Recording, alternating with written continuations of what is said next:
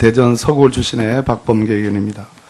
우리 강석훈 경제수석이요. 김기춘 비서실장 잘 아시죠? 잘 압니다. 우리 강석훈 경제수석은 대통령이 되시기 전에 경제교사로 알려져 있습니다. 맞지요? 교사라는 건 좀 과한 말이고요. 예, 됐습니다. 경제정책에 대해서 말씀드린 바가 대통령 이제 인수위원도 하고 지금 국회의원도 하신 뒤에 경제수석으로 들어갔습니다. 종전 경제수석인 안종범, 조원동 사법 처리가 됐습니다. 착잡하시죠? 네, 그렇습니다. 김기춘 비서실장과 우병우 전 민정수석을 가리켜 세상 사람들은 한국 현대사의 최대 간신이다. 법률 미꾸라지다. 이런 표현을 하고 있습니다. 동의하십니까? 저는 그 사안 내용을 제대로 인식하지 못하기 때문에 동의하기는 굉장히 어렵습니다. 대통령도 입건되는 마당에 아직 김기춘, 우병우 이런 사람들은 검찰이 손도 못 대고 있습니다. 우병우의 황제 소환 이후로 재소환조차도 꿈도 꾸지 못하고 있습니다. 대통령이 공사를 구분하지 못하는 무능력과 그 형편없음에 국민들이 개탄해하고 있습니다. 그러나 그러한 무능함과 형편없음을 넘어서서 법률적으로 모든 시스템적으로 대통령에 간언할 수 있고 통제할 수 있는 신분에 있었던 김기춘과 우병우는 검찰과 함께 대통령 권력을 비호하고 국정농단을 비호했습니다. 최순실과 차은택의 공소장에 박근혜 대통령은 차은택을 위해서 2015년 2월에 포레카 지분 인수를 협조해달라고 안종범 수석에게 지시합니다. 안종범 수석은 즉시 권오준 포스코 회장에게 전화해서 인수협조를 요구합니다. 2016년 2월에는 권오준 포스코 회장을 독대해서 더 블루케이를 위해서 차은택을 위해서 포스코의 배드민턴 팀 창단을 요구합니다. 도대체 대통령과 차은택의 관계는 무엇입니까? 조원동 경제수석이 검찰의 조사를 받았습니다. 권오준 포스코 회장을 세우는데 관여했다는 의혹입니다. 다른 의혹으로 지금 사법 처리가 됐습니다. 포스코 회장의 자격은 최소한 등기 이사 등의 이사와 멤버이어야 되고 포항 제철소장 등의 현장 경험이 있어야 됩니다. 정준양 그 문제를 일으켰던 회장조차도 그러한 경력이 있습니다. 포항산업과학연구원장에 불과했던 포스코 내 계열사 순위로 바닥에 해당하는 포스코 전체 상무급인 권오준이 일약 회장으로 됐습니다. 비선 실세가 관여하지 않고서는 불가능했던 겁니다. 가짜 경선쇼를 했습니다.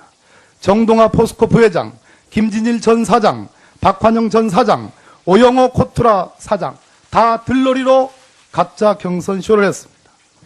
오형호 전 산업부 차관, 즉 코트라 사장은 박통의 해외 순방 일정길에서 김기춘 실장으로부터 경선 참여를 권유받았다고 얘기했다고 합니다. 자, 그러면 깜도 안 되고 자격도 안 되는 권오준을 포스코 회장으로 세운 외부 비서실세는 누군가? 김기춘 비서실장과 최순실이라는 구체적이고 확신에 찬 제보가 있습니다. 김기춘 비서실장은 조원동 경제수석에게 이것을 던집니다. 권오준이 어떻겠냐? 조원동 경제수석은 알아보니까 회장감이 아닙니다라고 말씀드립니다.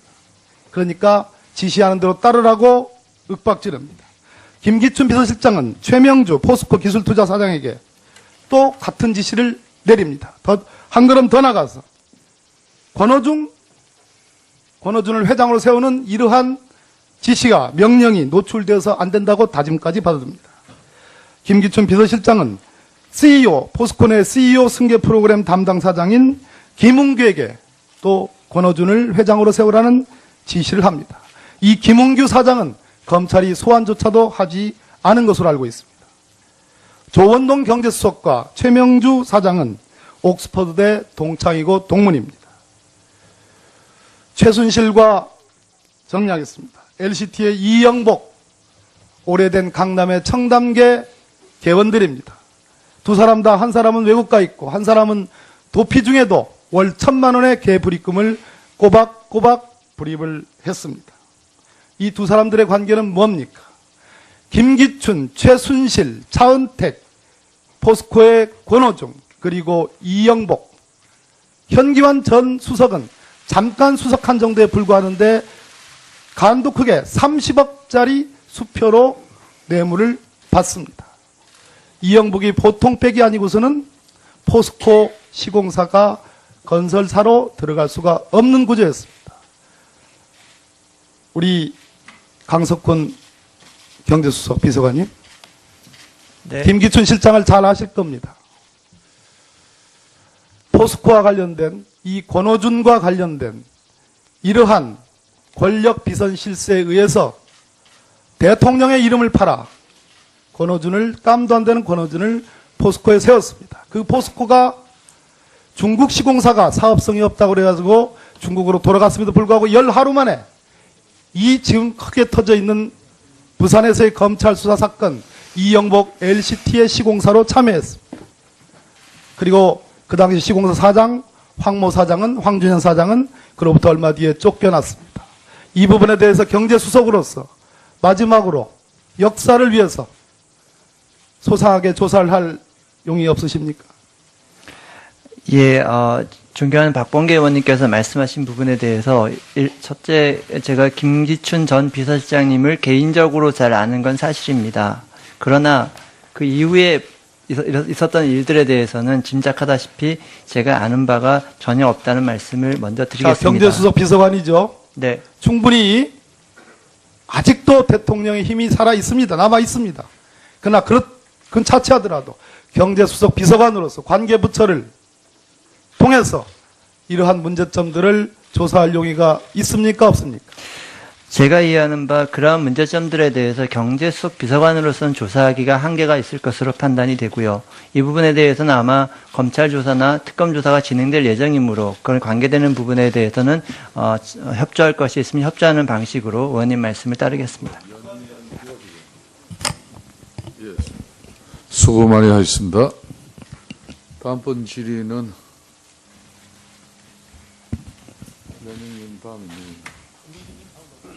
자, 다음엔 국민의당 김경진 의원님 질의해 주십시오. 예, 국민의당 김경진 의원입니다. 한강욱 비서실장님께 여쭙겠습니다. 어차피 정무수석 얘기를 들어보면 정무수석께서도 새누리당 당론에 따라서 4월 말이면 대통령께서 최소한 그 시점까지는 퇴진을 해야 된다라고 생각을 하고 있다 하시고, 그런데 지난 주말에 국민들의 촛불 민심과 분노를 보면 매우 강렬하고 높고 험하다, 폭발 직전이다. 거기다가 아직 특검 수사는 시작이 안 됐지만 기존의 검찰 공소장을 보면 대통령은 최순실, 안종범 등과 공모해서 여러 가지 범죄 행위를 한 것으로 검찰이 공적 판단을 하고 있습니다. 거기다가 아까 우리 위원회의 박영선 의원께서 의문 제시를 한 점들, 그러니까 세월호 당일날 성형수술을 했는지 여부, 또 향정신성 의약품을 과다하게 사용하고 있을 가능성 등등의 여러 가지 의혹이 제기되고 있습니다. 이 정도의 상황이라면 대통령께서 지금 바로 즉시 하야를 하는 것이 전 국민을 위해서 또 대한민국을 위해서 바람직하다. 대통령께서 하야하신다고 결정하고 이 발표 한마디면 이 청문회, 특검을 포함한 대한민국의 모든 불타고 있는 염증이 해소되는 상황이다. 그래서 아까 비서실장께서는 이 위중한 시기에 비서실장을 맡은 이유가 국가를 위해서 맡으셨다라고 답변을 한 걸로 기억하고 있습니다. 그러면 누가 봐도 합리적이고 온당한 해법은 대통령께서 즉시 퇴진하는 겁니다. 그러면 비서실장께서는 대통령께 즉시 하야 퇴진하라고 진언하실 의사는 없으신가요? 그 뜻을 잘 알겠습니다.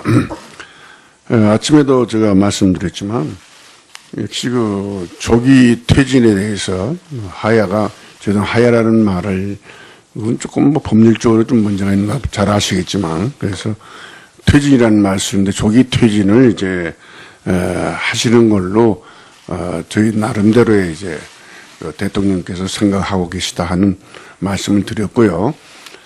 이제 즉각 퇴진 이런 문제에 대해서는 의원님께서 잘 아시다시피 저희가 이 자리에서 즉각 뭐 퇴진할 것을 뭐 건의한다, 건의드릴 거다 이러한 용어를 쓰기는 매우 적절치 못합니다. 그래서 여러 의원님들의 뜻을 충분히 제가 또 이 자리에서 듣고 또 국민들의 목소리도 다 듣고 있지 않습니까?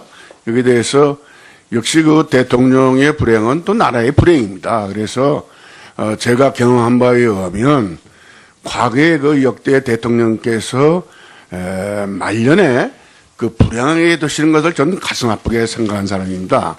따라서 우리 박근혜 대통령께서도 이 말년을 잘 이런 조기 퇴진하는 데 있어서도 하나의 그 절차, 안정적인 절차, 또 법적인 하나의 절차를 통해서 퇴진하는 것이 좋겠다 이런 생각을 가지고 있고 또 방법은 그렇다 해도 여러 의원님들 뜻을 충분히 저희들은 나름대로 새겨보겠습니다.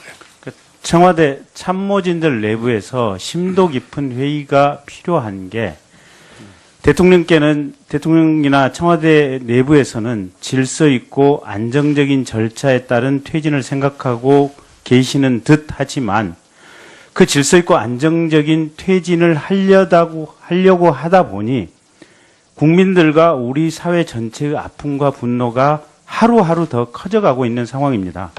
그 아픔과 분노가 커져가면 커져갈수록 우리 사회의 질서가 유지되기는 더욱더 쉽지 않은 상황이고 그래서 객관적으로 판단해 볼 때는 하루빨리 퇴진하는 것이 좋겠다라는 것이 본 의원의 생각이고 그런 부분을 오늘 청문회 끝나고 돌아가시면 청와대 비서진께서 심도 깊게 협의해서 대통령께 진언 드려주시기를 말씀드리겠습니다. 그 다음에 경호실장님.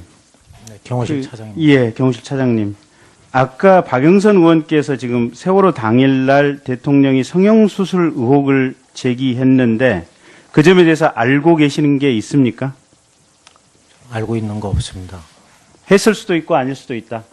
그건 제가, 답변할 성질의 것은 아니다. 네, 제가 답변할 거는 아닌 것 같습니다. 그 다음에 똑같이 박영선 의원이 질문한 건데 전립선 비대증 치료제 프로스카가 지금 들어왔습니다. 근데 이 프로스카는 전립선 비대증 치료제로도 쓰이기도 하지만 발모 치료제로 쓰이기도 하고 그런데 공교롭게도 차은택 씨가 대머리고 일주일에 2회 정도 청와대에 출입해서 대통령에게 보고를 했다라는 얘기가 있습니다.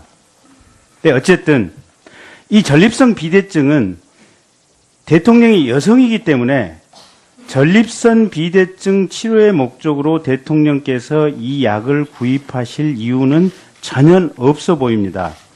그러면 경호처장 생각에 이 약품은 누가 사용했다고 생각하십니까? 의원님, 그, 전문적인 부분에 대해서는 의무실장이 나중에 답변을 드리는 게 맞는 것 같습니다. 예. 의무처장 곧 오시죠. 의무실장 오시죠. 네, 의무실장은 그 응급 대비를 하는 의사이기 때문에 그 인수인계 사항을 후임자한테 인수인계하고 출석하는 걸로 그렇게 몇 됐습니다. 시쯤 도착하십니까? 그건 제가 좀 일찍 들어오다 보니까 기획실장이 연락을 했기 때문에 오는 시간은 다시 한번 확인을 해보겠습니다. 그냥 지금까지는 그냥 그렇게 맞춰왔습니다. 예. 네네. 이름을 알 수는 없지만 이적사항을 확인해서 적어두지는 않았지만 어쨌든 의료 장비를 가지고 들어온 사람이 청와대 경내로 들어와서 구속실로 간접로 간 사람이 누군가는 분명히 있었다라고 본 의원에게 말씀하신 것은 맞죠? 의원님, 그 2급 비밀이라서 제가 공개된 이런 장소에서 2급 비밀을 말한다는 것은 공무원으로서 비밀 누설 부분이 있기 때문에 좀 양해를 해주셨으면 좋겠습니다. 사장님의 입장은 이해하지만 이번 청문회는 국회 본회의 의결을 거친 것이고 본회의 의결 과정에서 그런 부분과 상관없이 반드시 진실을 밝히도록 하는 내용이 의결 사항에 포함되어 있습니다. 그래서 경우에 따라서는 사장님께서도 국회 모욕죄로 형사처벌될 가능성이 있다는 점을 미리 경고드리면서 다시 한번 답변을 촉구드리겠습니다. 사실 의혹을 해소할 수 있게끔 해야 되는 게 증인으로서의 마땅한 일입니다. 그리고 또 저희들이 취득한 2급 비밀에 대해서 발설하지 않고 누설하지 않는 게 또 법에 있다 보니까 그 사이에서 저희들이 참 애로사항이 많다는 것을 이 자리를 빌어서 말씀을 드리고 싶습니다. 참 경호관으로서 취득한 2급 비밀을 다 발설해 버린다면은 그 대통령 옆에서 총을 차고 근무를 하는 경호관들을 대통령이 신뢰가 안 될 것 같습니다. 그런 부분을 의원님들께서도 조금 이해를 해 주시면은 네. 참 공개된 자리에서 말씀드리기가 어렵습니다.